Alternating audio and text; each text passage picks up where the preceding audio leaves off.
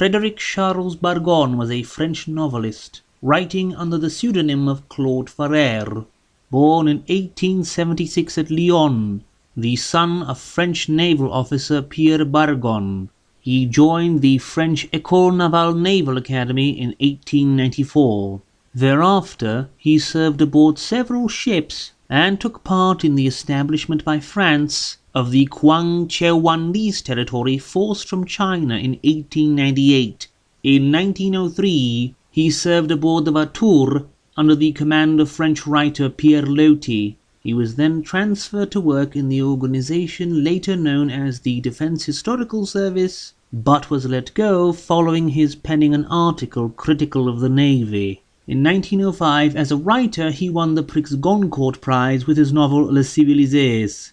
In 1922, Farrere actively supported Ataturk's Turkish national movement, and in 1932 he was present when Joseph Athanase Doumer, then President of France, was assassinated at the Hotel Salomon de Rothschild.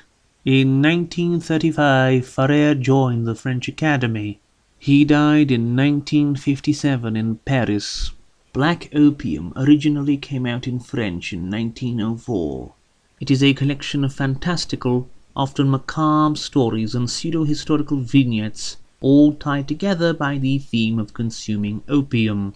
The Wisdom of the Emperor deals with the Yellow Emperor Huang Ti, living in the tents of his nomadic people and having visions of the grand future ahead.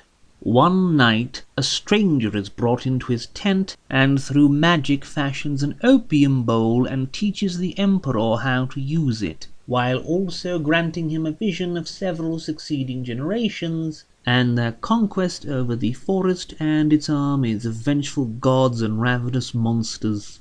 Phai Tsi Lung is the story of Pirate King Hong Kop, whose sampan gets lost upon the Phai Tsi Lung, and who proceeds to wound Yu Cheng Hua, the daughter of the king dragon Xi Lung Wang, who condemns him to slow starvation for having done so. He starves, among other things, for need of opium, but then suddenly his opium jug is full, and he receives a strange visit in his exile, a visit that, in the end, will avail him nothing but sorrow. The end of Faust has the devil try to force a wish from the good doctor by taking him to the city of Magi, where Faust is mystified for 1,000 years and more within the Opaline temple, whose floor is overgrown with the sweet poppy flower, despite the utter wrath of the devil waiting outside. The cowardice of Monsieur de Fierce has the cowardice of an unlucky nobleman punished by him being forced into a naval command he knows nothing about, meeting a stranger who says that the monsieur may as well call him the Marquis de Montferrat, if he has to call him anything. De Montferrat introduces de Fierce to opium, and extols its virtues to aid him or to send him to his death, and de Fierce manages to use it in order to fight an honourable battle with the English on sea before meeting his demise. The church has a poor beggar locked inside of a church by accident after closing time, and him witnessing a strange apparition coming in front of the altar, sabre in hand, a man he believes to be conducting a bizarre, occult ritual in the very heart of the empty church. The Vermin is the story of the daughter of Tong Dok, a princess in an eastern country overrun by the French army, who spends her time disguised as a peasant among the lowest of her subjects in the dirtiest of hovels.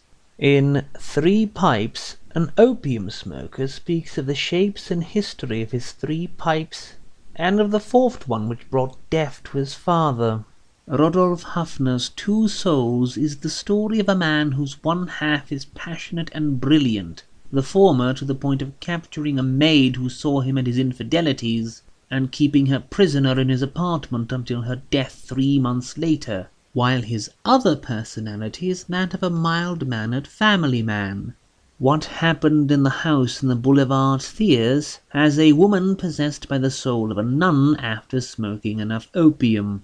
Out of the Silence deals with a neurotic opium smoker shut up alone in a house adjacent to a cemetery, who deems it not important to investigate any noises coming from the graves, as, after all, one surely cannot bury 6 people alive in a row, now can they?